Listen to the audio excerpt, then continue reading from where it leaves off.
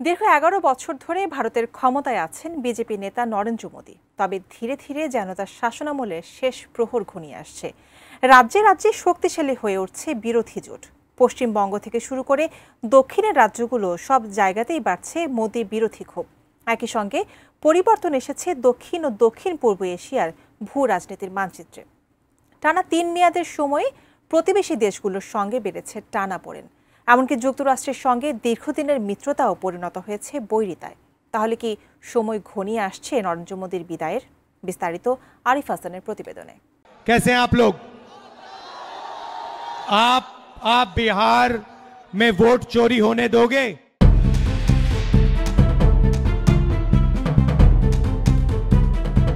দু সালে কংগ্রেস নেতৃত্বাধীন ইউনাইটেড প্রোগ্রেসিভ অ্যালায়েন্স জোটের কাছে ক্ষমতা হেরে দীর্ঘ ১০ বছর পর আবার ২০১৪ সালে ভারতের ক্ষমতায় আসে বিজেপি।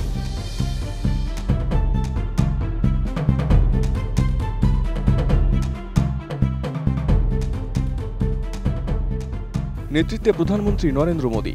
এরপর থেকে টানা ৩ মেয়াদে ক্ষমতায় রয়েছে বিজেপি সরকার। দীর্ঘ ১১ বছরের এই শাসনকালে ভারতের রাজনীতিতে একচ্ছত্র আধিপত্য বিস্তার করে আসছে নরেন্দ্র মোদীর বিজেপি। মেক ইন ইন্ডিয়া নীতির আড়ালে ভারত জুড়ে কট্টর হিন্দুত্ববাদ প্রতিষ্ঠা করছে মোদী। বেড়েছে বিভেদ, বিরোধীদের দমনপীড়ন এবং সংখ্যালঘু মুসলিম নির্যাতন। এদিকে নেবারহুড ফার্স্ট নীতির কথা বললেও প্রতিবেশী দেশগুলোর সঙ্গে ঐতিহাসিক সম্পর্কে তিক্ততা বাড়িয়েছে বিজেপি। বর্তমানে এই সম্পর্ক ইতিহাসের সবচেয়ে নাজুক অবস্থায় উপনীত হয়েছে। ক্ষমতাচ্যুত স্বৈরশাসক শেখ হাসিনাকে প্রাধান্য দিয়ে বাংলাদেশের সাথে ঐতিহাসিক সম্পর্কের অবনতি, পেহেলগামের সন্ত্রাসী হামলাকে কেন্দ্র করে পাকিস্তানের সাথে সামরিক সংঘাত এবং গালওয়ান সীমান্ত ঘিরে ভারত চীনের সংঘাত, এমনকি নেপাল, শ্রীলঙ্কা, মালদ্বীপ সহ অধিকাংশ প্রতিবেশীর সঙ্গে বৈরিতাও এখন তুঙ্গে। আর সব মিলিয়ে মোদী বিরোধী ক্ষোভ বাড়ছে গোটা ভারত জুড়ে। রাজ্যে রাজ্যে শক্তিশালী হয়ে উঠছে বিরোধী জোট। আমি বুঝি নির্মাণের শিল্প, সালাম স্টিল বোঝে ডিউরেবিলিটি। সালাম স্টিল, মোস্ট ডিউরেবল স্টিল। দুবেলা মরার আগে মরবো না ভাই, মরবো না। তরিখানা বাইতে গেলে মাঝে মাঝে তুফান মেলে। পশ্চিমবঙ্গের মতো রাজ্যে মমতা বন্দ্যোপাধ্যায়ের তৃণমূল কংগ্রেস ইতোমধ্যেই শক্তিশালী শক্তি হিসেবে আত্মপ্রকাশ করেছে, যারা বিজেপির কেন্দ্রীভূত শাসন পদ্ধতির বিরুদ্ধে স্থানীয় অসন্তোষগুলোকে কাজে লাগিয়েছে। একইভাবে তামিলনাড়ু এবং কেরালার মতো দক্ষিণের রাজ্যগুলো বিজেপির হিন্দুত্ববাদী মতাদর্শের বিরুদ্ধে প্রতিরোধী হয়েছে, যেখানে ডিএমকে এবং সিপিআইয়ের মতো আঞ্চলিক দলগুলো ক্ষমতা সুসংহত করেছে। এমনকি হায়দ্রাবাদের আসাদুদ্দিন ওয়াইসির অল ইন্ডিয়া মজলিসি ইত্তেহাদুল মুসলিমিনেরও রয়েছে ব্যাপক জনপ্রিয়তা।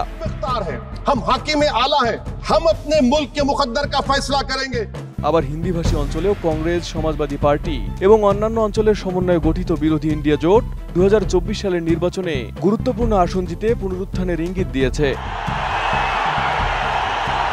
என்னுடைய தோழர்களுக்கும் தோழிகளுக்கும் এদিকে সিনেমাকে বিদায় জানিয়ে রাজনীতিতে যোগ দেন দক্ষিণী তারকা থালাপতি বিজয়।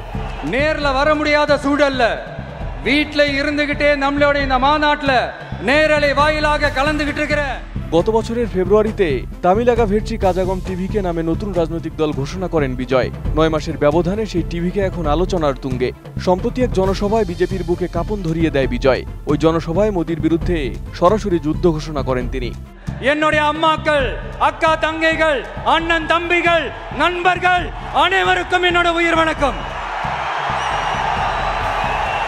বিজয়ের ডাকে অংশ নেয় লক্ষ লক্ষ জনতা। তবে আশ্চর্যজনক বিষয় হলো, মাত্র ৯ মাসের ব্যবধানে গঠিত এই দলের ডাকে লাখ লাখ মানুষের জমায়েত বলে দিচ্ছে ভারত জুড়ে নরেন্দ্র মোদীর বিরুদ্ধে ক্ষোভ বেড়েছে কতটা। என்னோட உயிர் வணக்கம்।